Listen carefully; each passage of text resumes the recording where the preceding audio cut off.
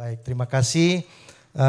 Saya sangat bersuka cita oleh karena boleh bertemu dengan saudara-saudara ya. Di sini ada hamba Tuhan, Pendeta Dembani sama Ibu ya. Dulu sama-sama melayani di Jakarta, cuman nasib bedalah. Beliau tetap di sini, sudah tahun yang ke-6 ya. Iya, kalau saya diungsikan ke tanah Kanaan ya.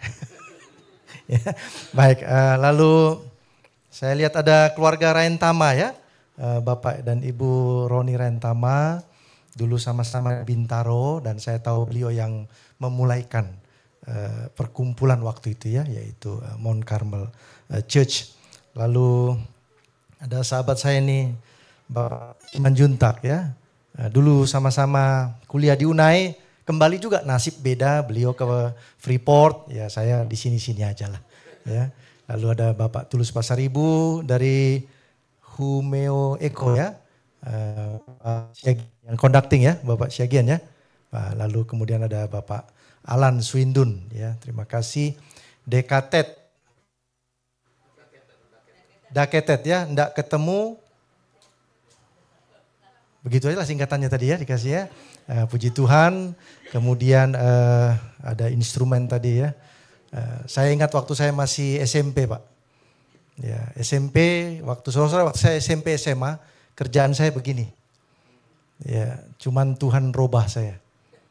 Saya ikut festival rock SMA waktu itu Pak. Dan salah satu wasitnya itu adalah Ahmad Albar. Ya, dan saya dinyatakan gagal. Kalau enggak di sini saya. Mainan saya sudah sama Om Ahmad Albar kita. Ya, waktu saya ketemu sama Brother Dino di UNAI itu bingung dia, jurusan pendeta kok nyanyinya rock gitu kan. Kau benar mau jadi pendeta? Ya saya mau jadi pendeta, kok nyanyinya malah ngerok ini orang satu kan. Ya karena begitulah hidup saya SMP SMA ya. Tapi Tuhan robah, enggak bolehlah jadi jadi penyanyi rock. Lalu saya putuskan untuk jadi seorang pendeta ya, puji Tuhan lah ya. Baik, jadi yang lain saya ucapkan terima kasih semua yang melayani dan juga yang sudah datang pada hari Sabat ini ya. Oh ini ada adik kita ya, Boru Simanjunta ya. Oke lah, dulu adik kelas di UNAI ya. Baik, mari kita sama-sama berdoa. Tuhan, kami akan belajar sedikit firman Tuhan agar kami pulang dari ibadah ini ada sesuatu kebenaran firman Tuhan yang bisa kami hidupkan dalam hidup kami. Terima kasih ya Tuhan, dalam nama Yesus kami berdoa. Amin. Oke, judul kita pada hari Sabat ini, mudah-mudahan sudah jalan ini ya. Oke, saya bisa sini. Oke. Beragama atau rohani ya. Boleh ditampilkan di monitor di depan saya supaya saya bisa lihat, tidak perlu lihat-lihat ke belakang. Oke, kenapa saya bawa judul ini beragama atau rohani? Karena ini sekarang menjadi isu bagi semua kita ini, termasuk kami para pendeta ini. Ciri-ciri orang beragama itu bagaimana sih Pak Pendeta? Ciri-ciri orang beragama itu saudara sederhananya ya. Bawa Alkitab, lagu Sion, Sekolah Sabat, 3 buku Roh Nubuat ke gereja. Nah, jadi bawanya begini sesuatu tebal gitu ya. Nah, gitu. Setiap puasa ikut. Doa subuh, ada 5 doa subuh, ikut dia. Karena monitor 1, monitor 2, monitor 3, semua doa subuh ikut ya. Karena itu ada absennya. Ya, jadi dia dianggap apa? Setia doa subuh. Itulah ciri-ciri orang yang disebut beragama. 3 kali berpuasa 1 minggu, ada puasa pagi, putih, puasa merah, puasa apa semua gitu ya. Berdoa jam 12 malam bangun, jam 3 pagi bangun, jam 5 bangun. Ya, dia lebih hebat dari Daniel. Daniel cuma 3 kali sehari, dia bisa 7 kali. Ya, itulah ciri-ciri orang yang dikategorikan beragama. Nah, ciri-ciri orang yang spiritual atau orang yang rohani bagaimana? Nanti saya kasih ke saudara-saudara. Baik, ayat yang saya tadi sudah dibacakan adalah dalam Matius pasal yang ke-5 ayat 20. Aku berkata kepadamu, jika hidup keagamaanmu tidak lebih benar daripada hidup keagamaan ahli Taurat dan orang Farisi, sesungguhnya kamu tidak akan masuk ke dalam apa?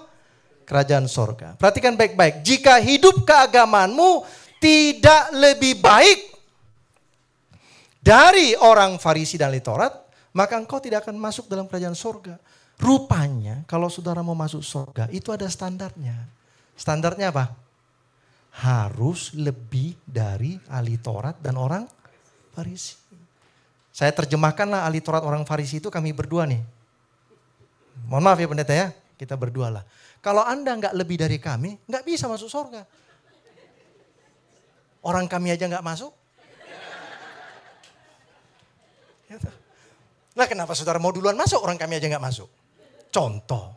Artinya apa? Yesus katakan inilah standarnya. Jika hidup keagamaanmu tidak lebih baik, lebih benar dari ahli Taurat orang Farisi, maka engkau tidak akan pernah masuk dalam apa? Kerajaan sorga. Oke, saya temukan jawabannya ini ya. Secara teori ini ya Bapak Ibu ya. Bahwa orang yang beragama itu adalah, agama itu kepercayaan kepada Allah atau dewa-dewa atau ilah-ilah yang disembah, biasanya diekspresikan dalam perilaku ritual. Datang ke gereja hari Sabat, ciri-ciri Anda itu orang beragama. Senang ya disebut orang beragama? Ya senanglah daripada nggak beragama. Ya toh? Nah, apa itu beragama? Ritual yang membawa seorang ke dalam hubungan yang benar dengan apa? Dengan Allah. Itu sebab saya katakan bahwa orang yang beragama itu apa-apa ritual, kewajiban-kewajiban agama yang dituntut oleh agamanya dilakukan, sah Anda orang beragama. Ya, sah udah. Ya, apalagi dibaptis, udah sah itu. Agamanya Advent. Ya, gak pernah dibilang rohaninya Advent, gak pernah itu. Agamanya Advent, karena memang itu adalah menyangkut pada ritual yang disampaikan. Oke, kalau spiritual bagaimana? Saya harus menghindar supaya Bapak Ibu boleh baca. Spiritual itu adalah kualitas, fakta kerohanian sesuatu yang tidak bersifat jasmani. Ciri rohani yang ditunjukkan melalui apa? Pemikiran, cara hidup saudara, cara saudara menjalani hidup ini, itulah yang disebut orang yang rohani. Spiritualitas itu adalah usaha seseorang memfokuskan dirinya pada hal-hal rohani dan dunia rohani, bukannya hal-hal duniawi. Oke, ada orang beragama dan ada orang apa? Kalau kata orang di luar sana, this guy is very religious person. Orang-orang Singapura gitu kan. This guy really religious person. Kenapa dia sangat religius? Bayangin aja tiap hari ke gereja. Orang gereja tutup, dia ke gereja terus. Dipaksa pendeta buka. Kenapa? Saya harus berdoa di gereja. Dan lain sebagainya. Oke, yang lain bagaimana ya supaya pahamnya ya?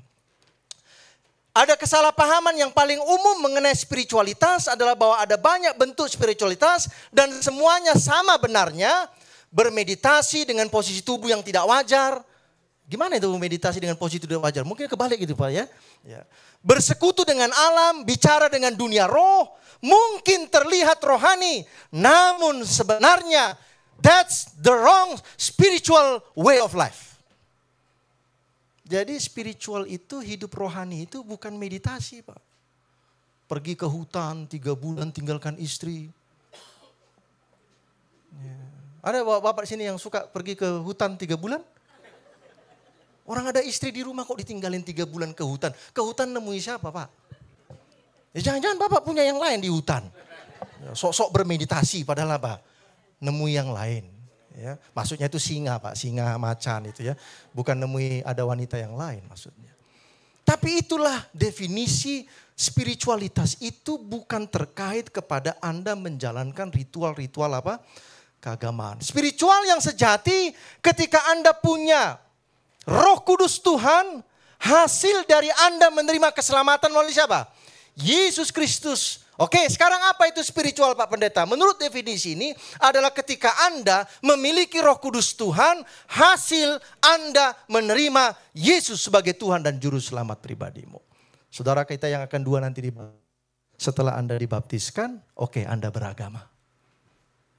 Tapi setelah Anda dibaptiskan, tidak ada Roh Kudus dalam hidupmu, maka Anda hanya pada level beragama. Tidak pada level apa? Rohani. Oke.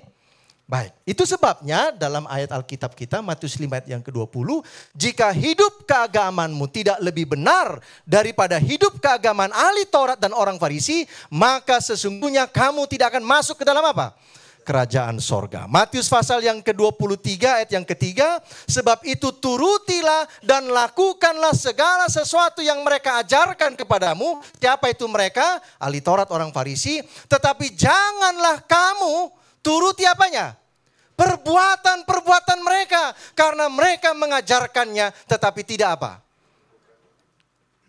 Saudara-saudara, capek loh khotbah tiap Sabat itu.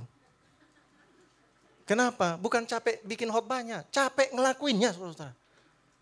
Ya, khotbah Sabat ini berarti harus besok dipraktekkan. Khotbah Sabat depan besok harus apa? Karena Yesus katakan begini, jangan kamu turuti perbuatannya, tapi dengarlah yang diomongkannya.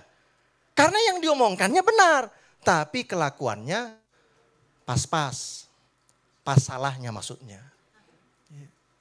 Nah, inilah yang terjadi dalam hidup keagamaan kita ini, saudara-saudara. Mau hidup beragama atau mau hidup apa? Spiritual. Ya. Layar yang di depan saya semakin lama semakin kecil, Pak. Akhirnya sakit mata saya, Pak. Ya, nggak bisa dibikin yang normal saja, yang besar. Ya. Atau saya baca dari bawah lah, begitu ya. Mana-mana yang baik lah. Ya. Baik, pertanyaannya adalah bagaimana sih hidup keagamaan orang Farisi dan apa? Ahli Taurat itu.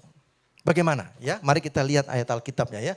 Nah, kalau saudara pengen mempelajari hidup keagamaan ahli Taurat orang Farisi, bacalah seluruh Matius pasal berapa? Pasal yang ke-23 ya. Ini sudah tidak jalan lagi.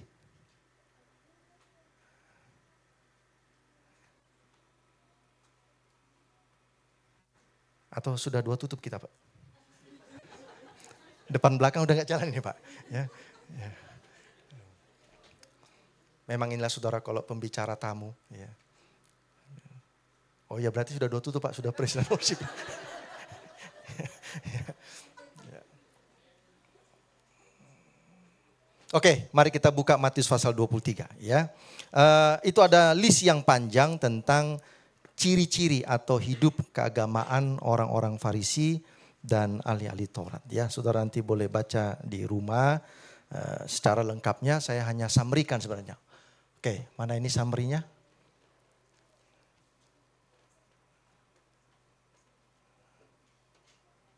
Oke. Inilah ciri-ciri hidup keagamaan orang Farisi dan ahli Taurat. Yang pertama adalah tidak menyentuh beban berat yang diletakkan di atas apa? Jadi ada orang bawa beban berat, dia bilang haleluya puji Tuhan. Teruskan perjuanganmu saudara. Ya, udah gitu aja hidupnya. Ya. Dia katakan teruskan perjuanganmu saudara. Hidup ini memang perlu apa? Perjuangan. Padahal udah mau mati kawan ini. Pekerjaannya hanya supaya dilihat orang, tali sembahyang lebar dan jubah yang panjang. Ya, tadi pagi saya izin sama Pak Tulus Pasaribu, boleh nggak pakai batik? Oh boleh Pak Pendeta, haleluya puji Tuhan. Kenapa? Kalau pakai jas ini udah kelihatan orang-orang hebat. Ya. Itu pekerjaannya hanya supaya dilihat orang, tali sembahyang apa? Lebar dan jubahnya apa? Panjang-panjang. Suka duduk di tempat terhormat, di perjamuan dan di mana? Rumah ibadah. Ayo siapa yang paling suka duduk paling depan? Itu ciri-ciri orang Farisi ahli Taurat itu ya. Suka duduk di tempat apa? Terhormat. Selalu duduknya paling depan gitu ya. Suka menerima penghormatan di mana? Di pasar dan suka dipanggil apa? Rabi-rabi. Jadi mereka itu sudah Rabi, halo. Selamat pagi Rabi, Tuhan memberkatimu. Gitu. Berikutnya ya.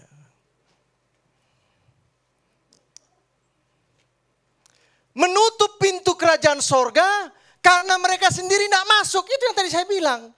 Kalau saudara-saudara tidak melebihi kami hidup keagamaannya, nggak bisa masuk sorga Pak. Orang kami aja nggak masuk. Kan pintunya kami tutup. Ya saudara nggak bisa masuk. Menelan rumah janda-janda. Mengelabui dengan apa? Dengan doa yang apa? Panjang. Kan cuma 1 menit Pak. Doa umum ya. Kalau doa di rumah terserah mau 3 jam pun saudara berdoa ya. Kan saudara yang berdoa. Saya nggak terganggu dengan itu. Tapi mereka suka doa apa? Panjang. Mengarungi lautan. Ini Hope for Japan ini. Hope for Indonesia ini ya. Mengarungi lautan, membawa Injil, menobatkan 1 orang. Dan setelah dibaptis, dijadikanlah dia penghuni neraka. Hati-hati Pak Pendeta, baptis 2 harus penghuni sorga ini. Tapi itulah yang mereka kerjakan. Apalagi perpuluhan dibayar, namun keadilan, belas kasihan, kesetiaan apa? Diabaikan. Apalagi yang mereka alami dalam hidup ini? Nyamuk ditapiskan dari dalam minumannya, tetapi onta ditelan. Hal-hal yang kecil, begitu detail mereka melihatnya, tetapi dosanya sendiri ditelannya. Cawan dan pinggan dibersihkan luarnya, tetapi dalamnya penuh dengan apa? Rampasan dan apa? Kerakusan. Mereka ini seperti kuburan yang dilabur putih, luarnya bersih, dalamnya adalah apa? Tulang-tulang. Mereka membangun makam nabi-nabi, padahal mereka lah keturunan si pembunuh nabi itu. Saudara-saudara, kita bisa tutup hidup kita ini dengan tampilan luar, saudara. Bisa. Anda bisa kelabui orang lain dengan tampilan luar, saudara. Tapi ingat, Tuhan tidak bisa saudara bohongi. Saya tidak bisa bohongi Tuhan dengan tampilan kita ini. Tidak bisa. Apa ciri-ciri manusia di akhir zaman? Mencintai apa? Diri, hamba uang, membual, menyombongkan diri, pemfitnah, berontak kepada orang tua, tidak tahu berterima kasih, tidak memperdulikan apa? Agama. Oke, ada satu sisi orang yang tidak peduli sama agama. Kenapa mereka tidak peduli agama? Jadi orang beragama pun pusing. Ya. Kita pikir masuk ke dalam agama ini hidup jadi lebih baik. Bukan lebih baik, malah lebih susah. Itu sebenarnya tidak peduli agama. Kenapa generasi Z sekarang tidak peduli agama? Ya, di sini saya lihat banyak orang mudanya. Kenapa? Ya karena lagunya kan lagu modern. Ya. Masuk ke gereja yang ortodoks. Di tempat yang lebih tinggi aku rindu mau berdiri. Itu pun fals. Ya generasi Z masuk ke gereja seperti itu. Marilah kita tidur.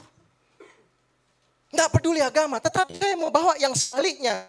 Menjalankan ibadah hanya secara apa? Nah inilah yang beragama itu. Di akhir zaman akan banyak orang beragama. Menjalankan ibadahnya secara lahiriah. Tetapi sebenarnya mereka tidak rohani hidupnya.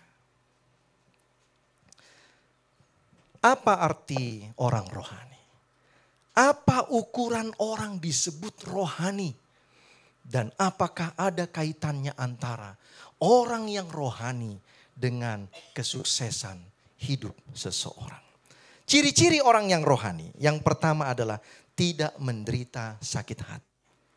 Setuju enggak saudara-saudara? Orang yang rohani itu enggak gampang sakit hati. Majelis enggak diterima usulannya, ngambek. 3 bulan enggak ikut majelis. Itu ciri-ciri orang enggak rohani itu. Ya, enggak dilawat pendeta 2 bulan, ngambek, enggak gereja. Kubela kau pendeta, tenang aja. Itu ciri-ciri orang tidak rohani itu. Gampang sakit hati. Ciri-ciri orang yang rohani adalah selalu berbahagia. Walaupun tomat naik. Ya iya. Selalu berbahagia walaupun bawang naik. Loh kalau suami-suami itu tetap berbahagia walaupun bawang naik. Yang susah itu kan istri. Karena uang belanja tetap. Pembelian yang naik. Uang belanja tetap. Jadi suami tidak stres. Seseorang yang menjalankan kegiatan agama dengan tekun. Orang yang rohani itu juga dia beragama. Dia ikuti liturgi atau ketuntutan dari gerejanya. Seorang yang rohani itu melakukan sesuatu dengan baik dan benar. Sesuai dengan apa? Iman. Sebenarnya pendeta sudah bisa saya tutup sekarang. Ya tapi kan pesanannya 1 jam. Jadi kita jalani 1 jam ya. Ya. Oh ada yang amin pendetanya. Haleluya, puji Tuhan. Oke, apa ciri orang yang disebut rohani? Yang pertama adalah mengenal Allah lebih dalam. Mengenal Allah lebih dalam, 1, oke, baca Alkitab. Mengenal Allah yang lebih dalam adalah melalui pengalaman hidupmu dengan Tuhan. Ini kan teorinya. Ini kan teori dari praktek hidup orang. Yang perlu saudara dan saya jalani adalah teori ini menjadi praktek hidup saudara dan saya. Filipi 3, 8, 10 dan 11 katakan, yang ku kehendaki, kata Paulus, adalah mengenal Yesus dan kuasa kebangkitan Yesus dan persekutuan dalam penderitaannya, di mana aku menjadi serupa dengan Yesus dalam kematiannya, supaya aku akhirnya beroleh kebangkitan dari antara orang mati.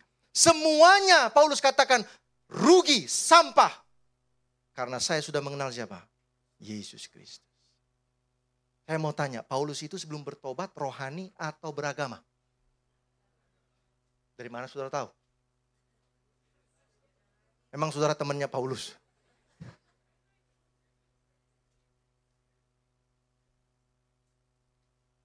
Rugi, sampah. Apapun status saudara, apapun yang kau punya sekarang, apapun yang kau miliki sekarang, itu sampah. Setelah saya mengenal siapa? Yesus Kristus. Orang yang rohani adalah orang yang mengenal Allah lebih dalam. Meskipun dia banyak kesusahan, dia akan katakan Tuhan itu baik, Tuhan itu baik. Dari mana dia bilang Tuhan itu baik, hidupnya susah? Karena dia sudah mengenal Tuhan. Siapa di dalam rumah tangga yang paling kenal istrinya? Siapa? Oh, ini yang benar jawabannya, suami. Jangan tetangga orang. Oh, saya kenal istri Pak Tulus ini lebih baik dari Pak Tulus. Loh, sebenarnya suaminya siapa sebenarnya Bapak ini? Nah. Kenapa seorang suami mengenal istrinya? Kenapa? Satu rumah, Pak. Ya kalau nggak satu rumah bagaimana mengenalnya? Satu rumah mereka. Kenapa sang suami tahu istrinya jam 2 pagi mesti ngorok? Ya karena tidur bareng, Pak. Kalau nggak tidur bareng nggak tahu jam 2 pagi mesti ngorok ini.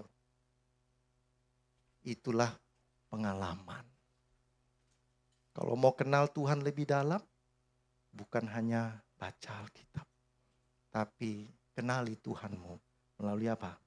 Pengalaman hidup. Yang kedua, hidupnya menghasilkan apa? Buah. Ini ciri-ciri orang rohani. Ia berbuah banyak. Kenapa kita bisa berbuah banyak? Selain tadi mengenal Allah, yang kedua adalah karena aku tinggal di dalam Yesus dan Yesus tinggal di dalam aku. Makanya buahnya banyak. Tidak bisa dihitung. Ingat, sebagai anak-anak Tuhan jangan pernah menghitung-hitung apa yang kau berikan sama Tuhan dan apa yang kau berikan sama orang lain. Karena kalau Tuhan menghitung apa yang dia berikan sama kau, minus jawabannya. Oh, per bulan saya itu Pak Simanjuntak 30 juta sebulan. Setahun 2 Avanza. Tuhan ngasih apa sama saya? Ih, kalau nggak dikasih kau mati kau sekarang. Jangan pernah hitung. Dia berbuah banyak. Kenapa bisa buah banyak? Yesus tinggal dalam aku dan aku dalam siapa? Yesus Kristus. Itu ciri orang rohani. Nggak pernah berhitung. Gereja ini, kalau saya tidak sumbang, nggak bisa punya sound system seperti ini. Bos, Anda beragama bos, bukan rohani bos. Cocok pendeta ya? Iya.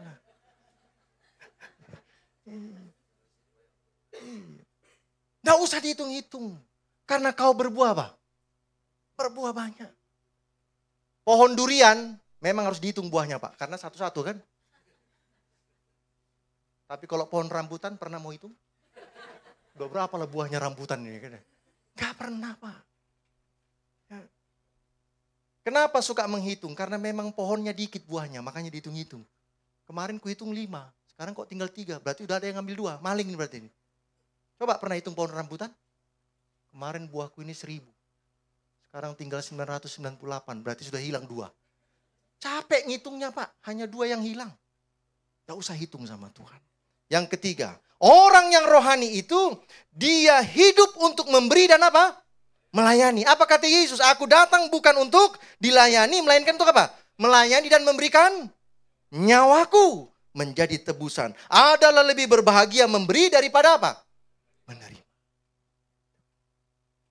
Ada istilah kalau nggak ngasih duit dia sama orang lain, gatal tangannya seminggu. Ada situ yang begini? Pak Simanjuntak, gatal tanganku. Kenapa? Tadi ada mau kukasih orangnya, keburu pergi. Akhirnya seminggu lah gatal ini katanya. Nggak ada Pak, yang ada adalah gimana supaya tangan ini nggak keluar-keluar. Dipegangnya kuat. Adalah lebih baik memberi daripada apa? Menerima. Bahkan siap untuk memberikan apa? Nyawanya. Apa ukuran orang yang disebut rohani? Dia menjalani proses dibentuk oleh Allah untuk merubah sikap-sikap buruknya. Orang rohani bukan berarti tidak ada yang negatif dalam hidupnya. Tapi dia izinkan dirinya untuk dibentuk oleh Tuhan. Memang tiap ganjaran pada waktu ia diberikan tidak mendatangkan sukacita. Tetapi duka cita. Tetapi kemudian itu akan menghasilkan buah kebenaran. Anda dan saya dibentuk seperti seorang pembuat tembikar, membentuk tembikar sesuai dengan keinginan hatinya. Tuhan punya rencana yang indah buat saudara. Seperti saudara itu tembikar di tangan Tuhan. Tetapi kadang-kadang kita menolak bentuk yang mau dibentuk Tuhan di dalam tembikar hidup kita. Ayat ini katakan ganjaran. Mungkin di awal dia membawa sebuah apa? Duka cita. Tapi ingat di akhirnya dia membawa apa? Sukacita. Orang yang rohani itu dewasa di dalam apa? Berkata. Paulus katakan, ketika aku kanak-kanak, aku berkata seperti kanak-kanak. Aku merasa seperti kanak-kanak. Aku berpikir seperti kanak-kanak. Tetapi sekarang aku sudah dewasa. Maka aku meninggalkan apa? Anak. Paulus katakan, jangan lagi hanya minum apa? Susu terus. Sekali-sekali makan bubur. Setelah makan bubur, makan apa? Makanan yang keras. Kalau kurang keras, batu kau makan. Kalau ada anak-anak Tuhan yang tidak senang ditegur tiap hari Sabat di gereja, mending saudara nonton stand up komedi. Datang ke gereja untuk ditegur dosa kita. Amin. Hanya 5. Berarti yang lain itu datang ke gereja untuk mendapatkan puji-pujian. Terima kasih saudara, persembahan kita Sabat ini. Terima kasih saudara, perpuluhan kita. Terima kasih saudara. Gak ada dosanya yang dikasih tahu. Ya berarti yang datang itu kan malaikat semua itu. Nah, kita datang ke gereja untuk diperbaiki oleh Tuhan. Kita datang ke gereja untuk diingatkan. Jadi kalau datang ke gereja ditegur melulu sama Pak Pendeta dalam khotbah, haleluya. Berarti saya belum malaikat. Kalau sudah malaikat mungkin bukan di Mount Carmel Church. Sudah di sorga lah dia mungkin ya. Yang berikut, apa ciri orang yang rohani? Dewasa dalam cara apa? Berpikir. Tadi dewasa dalam berkata-kata, sekarang dewasa dalam apa? Dalam cara berpikir. Saudara-saudara, jadilah anak-anak dalam kejahatan. Tetapi orang dewasa dalam apa? Pemikiran. Perhatikan baik-baik ketika saudara berbicara, ketika gereja menghadapi persoalan. Perhatikan baik-baik orang yang berbicara. Nah, kalau saya sebagai pendeta di majelis, saya selalu perhatikan ini orang-orang ini kalau ngomong ini. Ada yang rambutnya putih tapi ngomongnya kayak anak-anak. Ada yang rambutnya masih hitam, ngomongnya pun kayak anak-anak. Tapi ada orang yang ngomongnya dewasa. Ya. Berbeda itu orang yang beragama dengan orang yang rohani ketika dia menyikapi sebuah keadaan. Cara bicaranya beda. Ya. Pendeta pun begitu. Ya. Kalau rapat konferensi pemilihan, wow, semua orang ngomong. Nah, di sini kelihatan anak-anak, dewasa, setengah anak-anak, semua orang ngomong. Kalau orang yang rohani, dia berhati-hati berbicara. Tetapi kalimatnya itu bisa menumbangkan orang berdosa untuk bertobat. Tidak sembarangan. Ya. Nah, sekarang bagaimana supaya kita rohani? Bagaimana supaya kita hidup rohani, bukan hidup apa? Beragama. Nah, baik, kita masuk ke bagian yang bagaimana untuk memiliki kehidupan kerohanian yang benar di hadapan Tuhan. Yang pertama adalah tetaplah apa? Berdosa, disiplin. Saya tidak berkata hanya berdoa saja, tetapi Anda harus membangun sebuah disiplin untuk berdoa. Daud 3 kali sehari, pagi, siang, dan petang. Ada orang katakan saya berdoa 7 kali lebih hebat daripada Daud. Karena saya 7 kali berdoa sehari. Itulah doa makan. Makan kan 3 kali pendeta. Belum lagi ngemilnya. Ya. Saudara-saudara, Daud berdoa 3 kali bukan karena mau makan, bukan karena mau tidur. Memang dia gunakan waktunya untuk berdoa kepada Tuhan. Berserulah kepadaku, maka aku akan menjawab engkau dan akan memberitahukan kepadamu hal-hal yang besar yang tidak terpahami, yakni hal-hal yang tidak kau ketahui. Apa manfaat dari doa? Tuhan membuka rahasia kepada saudara. Nih, rahasia kebenaran. Rahasia mengenal Tuhan lebih dalam lagi. Yesus katakan, janganlah membawa kami ke dalam apa? Ke dalam pencobaan. Matius pasal yang ke-6 ayat 13. Berdoalah meminta agar Tuhan menolong kita untuk menjauh dari pencobaan. Terhindar dari pencobaan. Yesus sendiri berdoa seorang diri. Yesus berdoa 3 kali di Taman Getsemani. Semakin susah kehidupan yang kita jalani, semakin banyaklah saudara berdoa.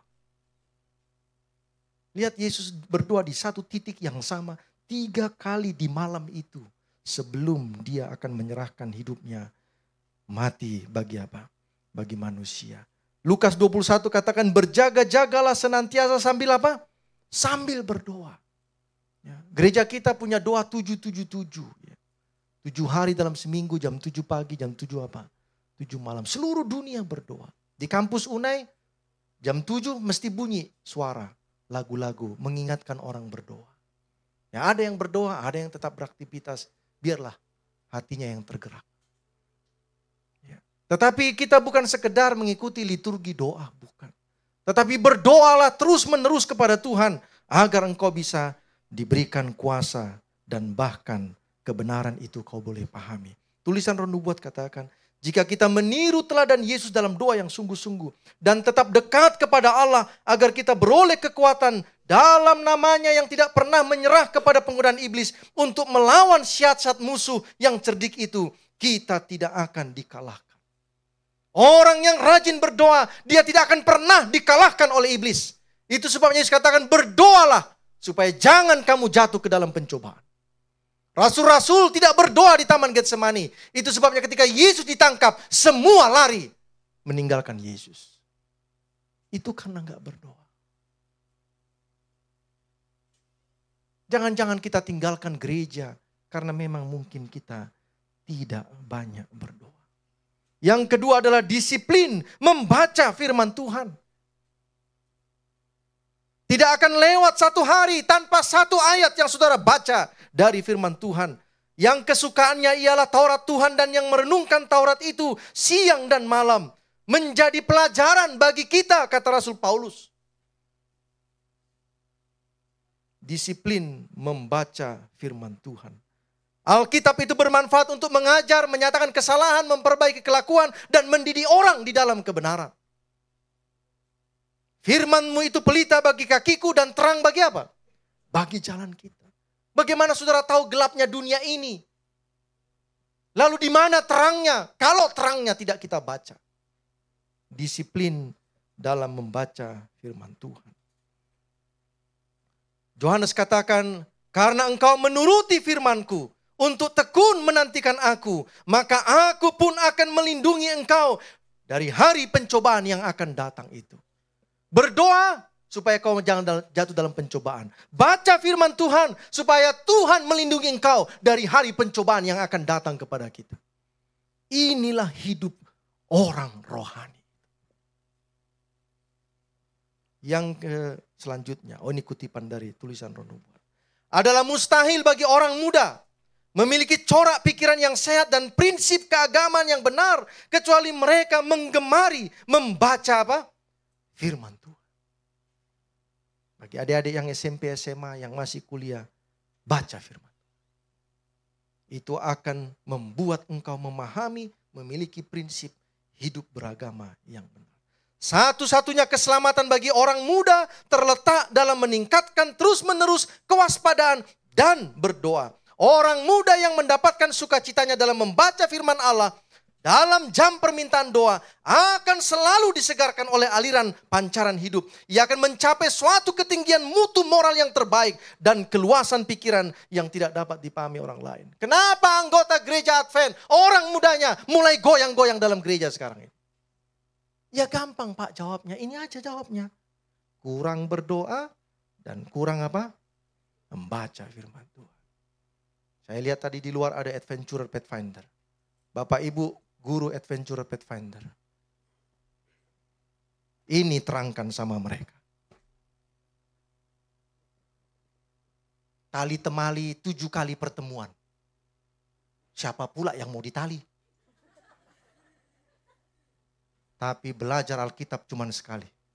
Saya mau tanya, di sorga ada yang mau saudara tali lagi? Di sorga ini. Iya betul.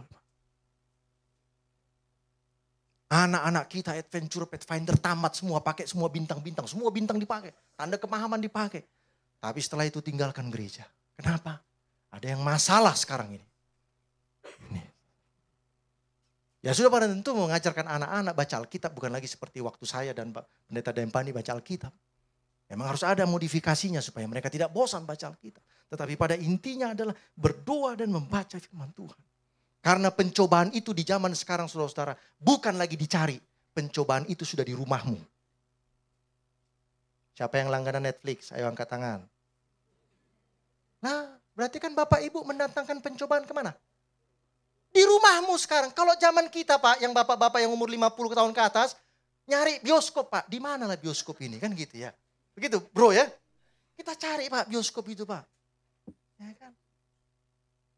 Dulu saya SMP bro, nyari Iwan Fals di mana bos?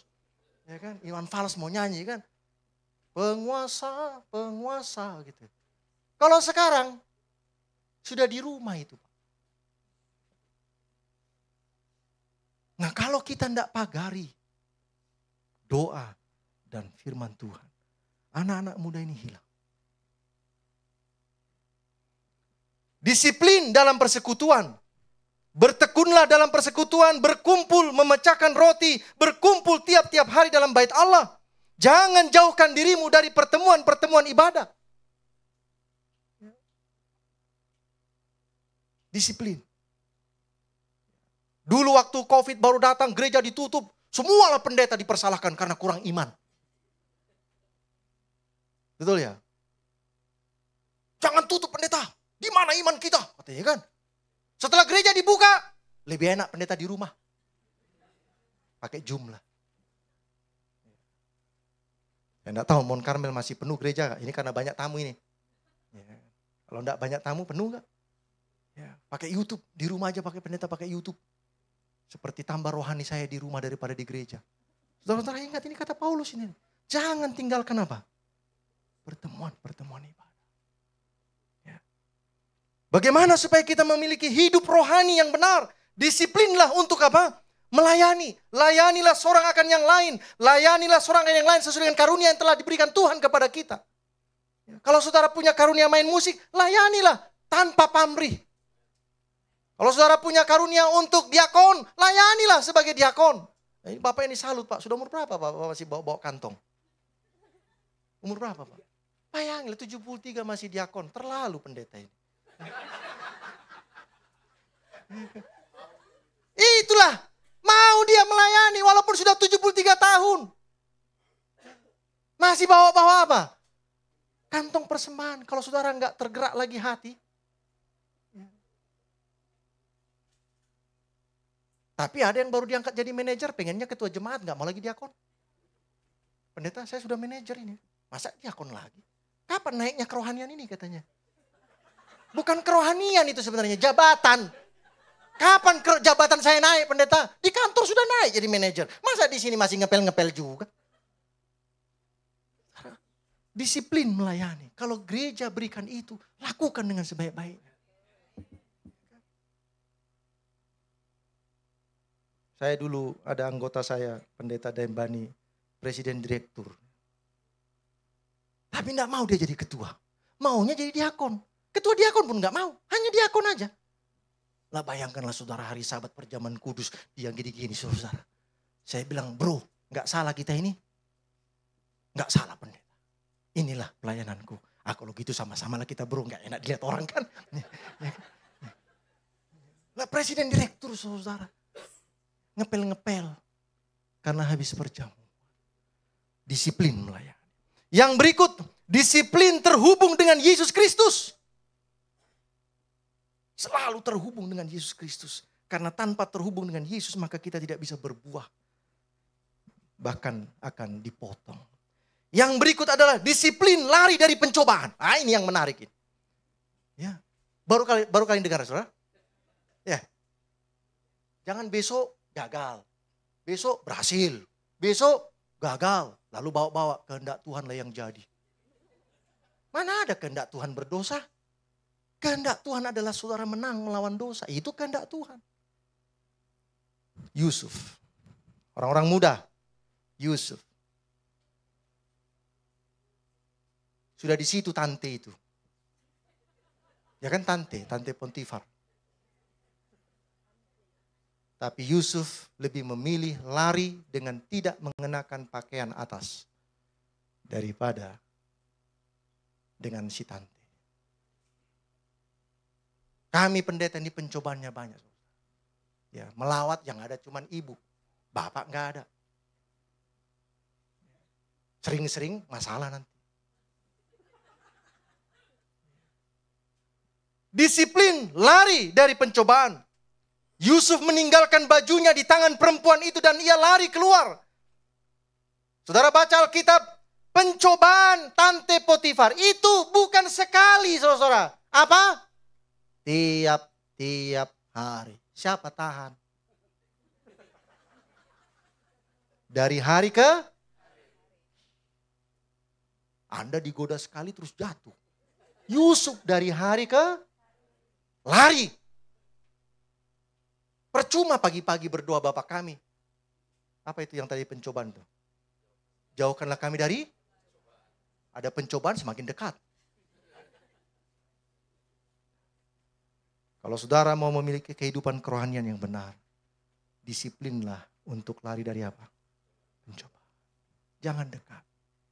Kalau sudah tahu di situ pencobaan, cepat lari. Ya, nggak usah sok jago. Saya kuat kepada pencobaan. Ingat, sekali saudara katakan bahwa Anda kuat terhadap pencobaan, maka setan menyiapkan cara menjatuhkan saudara segera. Jadi tidak usah terlalu sombong. Gini aja pendeta, masa jatuh. Yang ini kau nggak akan jatuh, karena memang bukan yang ini akan dikirim sama kau. Yang lain yang dikirim, Pak. Saya katakan sama mahasiswa saya, kalau ada lagi pendeta, pencobaannya rokok, kacau itu. Kalau ngeliat pencobaan rokok, ada rokok Pak Seru, dia harus berdoa, Tuhan berat sekali pencobaan itu.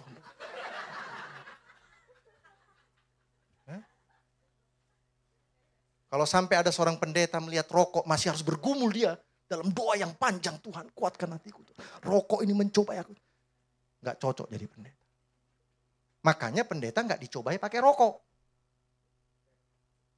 Yang lain bos. Makanya lari. Tiru siapa? Yusuf. Kalau Daud beda. Ada pencobaan pakai teropong dia.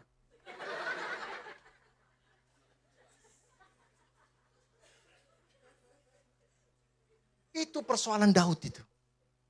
Ya. Ini Sista.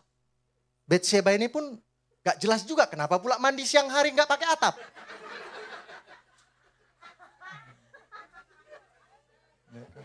Kan gak ngerti juga gini. Kawan ini naik ke soto rumah. Hendak memandang kerajaan. Titik koordinat keluar.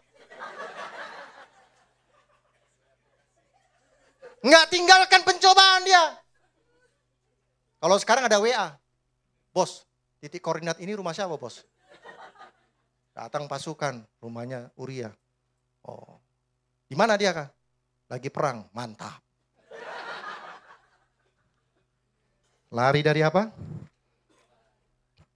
Karena itu tunduklah kepada Allah, lawanlah iblis, maka ia akan lari daripada apa?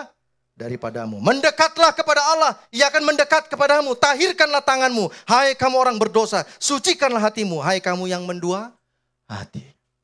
Iblis takut kalau kita punya niat melawan dia dan kita buktikan niat itu. Jangan takut, Tuhan bersama saudara. Sebab itu harus kamu bertekun dalam iman. Tetap teguh, tidak tergoncang. Jangan mau digeser dari pengharapan Injil yang telah kamu dengar dan yang telah kamu dikabarkan di seluruh alam di bawah langit. Dan yang aku ini Paulus telah menjadi apa? Pelayan. 1 inci pun jangan bergeser dari imanmu. Setuju ya?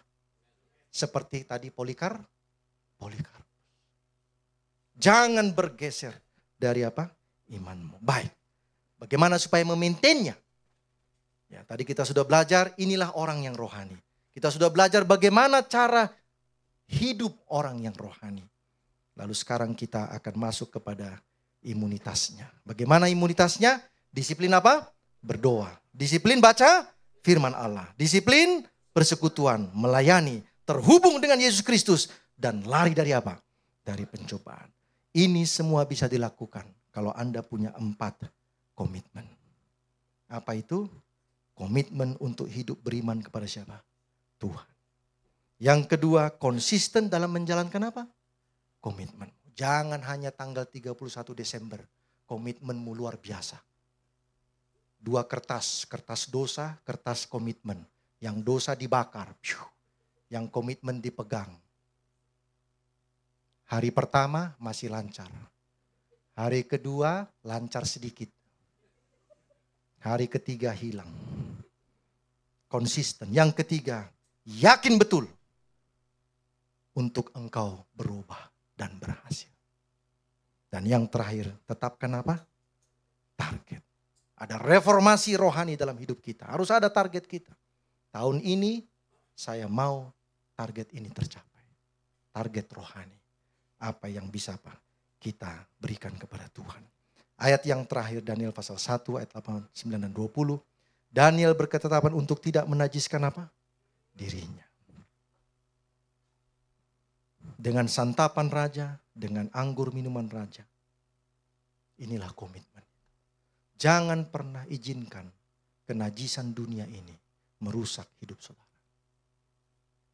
Kalau versi Daniel pasal 1, kenajisan jasmani. Versi Daniel pasal yang ketiga, kenajisan rohani. Menyembah yang bukan Tuhan. Jangan. Dengan demikian maka hidup beragama kita. Naiklah dia level ke hidup apa? Seorang yang rohani di hadapan Tuhan. Kita hidup rohani bukan di hadapan manusia. Kita hidup rohani di hadapan siapa? Di hadapan Tuhan. Kiranya Tuhan memberkati kita semuanya. Amin.